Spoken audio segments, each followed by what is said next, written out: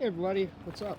So today I'm going to be reviewing my uncle's 1988, I said 1994 as by mistake last time, 1988 I mean, Ford F-150 XL2 Lariat. This truck is not, as you can tell, isn't in brand new condition, but it's runnable. It does work. It's got dual gas tanks. That's pretty much just like every Ford truck probably had back then, mostly. And there's some, I bet you Ford option trucks without the dual gas tank feature, but I'm sure everyone bought the dual gas tanks for better mileage. It's got a broken. It's got a broken pickup tailgate opener. That's an easy fix. But the parts I make for these now are kind of expensive from what I've seen on eBay, except the headlights. It's got dual exhausts on it. One on that side, as you can see, and one on that side. So this is dual exhaust.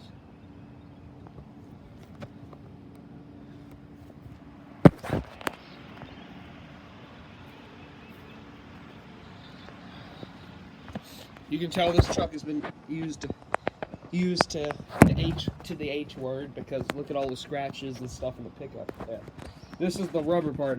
There's no telling how freaking much scratches is in the regular bed itself.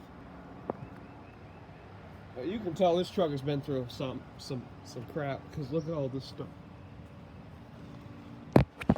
A Ford truck can't look like this anymore. You can do that to a new truck and it dent it. No dent at all. I mean, I'm just saying. Like, the trucks they make now, they're good quality. Ford's still a good company. They're just not as good as they used to be. Ford made some of the greatest trucks, in my opinion, from 1987 to the 80s to 90s, mid-90s. Interior on these are my favorite, too. I love them. Just close the door so I don't drain battery, because this thing was literally just fixed by my Uncle Kevin.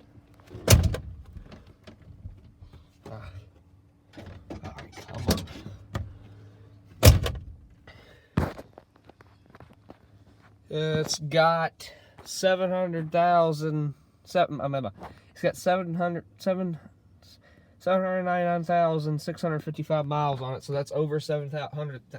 That's over 700,000 miles in this truck. It's got the factory radio, even though obviously it doesn't work. It has the AC, I think, still works. Everything still works. The only thing over here, the windshield wipers work. The headlights I know work, because it wouldn't be legally drivable at night then. The brake release down there, the gas pedal and the brake pedal. You got your dual gas tank switch right there.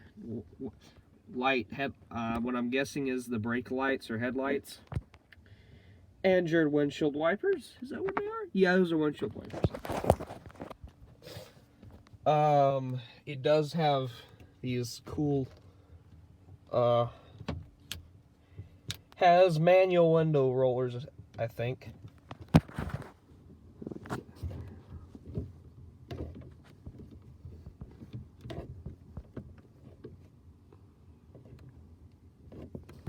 It does have manual window rollers. You can see. I personally like manual window rollers better, because they're just more durable, in my opinion. They'll last you a long time. The key, I can't start it because, well, first off, I'm not allowed to, and second off is because I don't have the keys. If I was allowed to and I was trusted enough to start it every time I walked by it, I would gladly do that. Yeah, I'm trusted to start it. I just probably read the crap out of it, and my uncle don't like that. I think these could be the windshield wiper things. It is an automatic transmission. That's a four-wheel drive lever right there. I actually thought that was the transmission for a long time until my uncle drove it. He used that as the switch.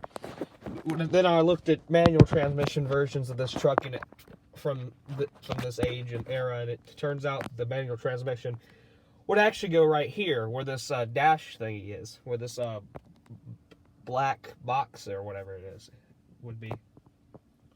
These trucks were actually very wide, because you can fit like 1 to 3 people in this truck. Because like what it was, so that you could put like a little console here and seats, and this would be a 2-seater truck. But this is removable. You can take this out, no problem, and it'll be a 3-seater truck. Can't do that anymore, because like I said, they just don't make them like they used to. It's got, I guess I don't think that's a factory installed thing. I don't know what that is. If you don't bark at me for not knowing what that is, just tell me what it is in the comments, please. As you can see, he's got old Lowe's and artifacts. He's got flashlights, a key for something right there. I don't think that's with the truck, though. Glasses, more glasses, I guess, for Aunt Julie if she rides in here. My Aunt Julie. A bird skull, shark teeth. I love shark teeth. And another flashlight. His Bronco, sitting over there, doesn't have a factory radio. It has a JVC radio in it, and that he put in it, and it obviously works because it's new. It's newer.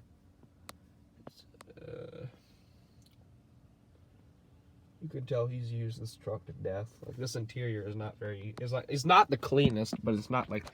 It's definitely better looking. Like, the seats are nice. Like, these seats don't have any holes in them as far as I can see. I mean, they might on the chairs, but not like, these are nice seats. Like, the seats they make now, these are comfortable. Like, I could sit in this for hours and drive this for like hours and it wouldn't hurt me. Although it don't have no neck rest, and that's the only downside about them. The only thing I don't like about this truck, these doors though, I mean, it's not that I don't like it, it's just a pain in the butt for a first-time driver for these. The door handles down there, I think, although most of them like up here or something. So you're like, where's the door handle? And they see that and they're like, what's this? And they pull on it and the door open, like swings open while they're driving. I've done that before. And my uncle's like, what you doing, boy? And I'm just like, I didn't know that was the door handle. I said, oh. He's like, still don't do that, boy. Let's get out of the truck and do a little exterior tour of it. So I'm trying. The reason why I closed the door right there is because I'm trying not to waste 1,000 trillion pounds of battery. Because you know you can probably do that over a period of time. It is, there were 3 models of this that were, there's the Ford F-150, the F-250, and the F-350. The F-250 and 350 could come with a gas engine, but they can't, but you could also get one with the Ford IDI 7.3 liter, which is the one they optioned in the 88 years, in 1988. Before that, you could get a 6.9 liter IDI, and that's a slightly smaller version of it.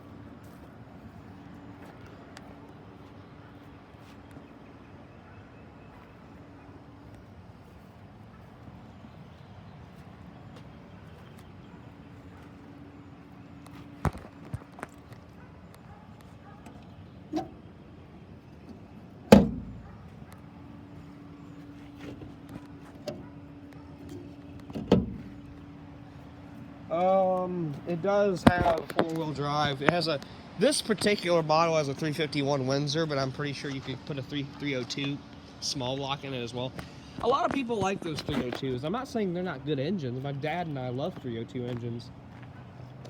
It's just that way too many people use the 302s. Like, the Windsor to me is just an unrated engine. I'm not saying it's unrated. I'm pretty sure a lot of people own Windsor trucks, but a lot of people like the 302s more. I'm not saying it's a bad thing. I'm just saying I kind of like the Windsor better because I don't get to see them much in these trucks. Has more power too. Here's the driver's side, or the passenger seat view of the interiors. There's where we just were a second ago. It's got gloves over here. That's a Lariat logo. Man, these interiors are just some of my favorites for some reason. I've never understood why I like them so much. They're just so cool. My uncle did have a 7.3, but it wasn't the IDI. It was a 1997 Ford F-150 with the Power Stroke 7.3 liter turbo diesel. Power Strokes are by far just one of my most favorite diesel engines ever. The IDIs are awesome too. Like, IDIs, Power Strokes are just some of the greatest engines ever made, in my opinion.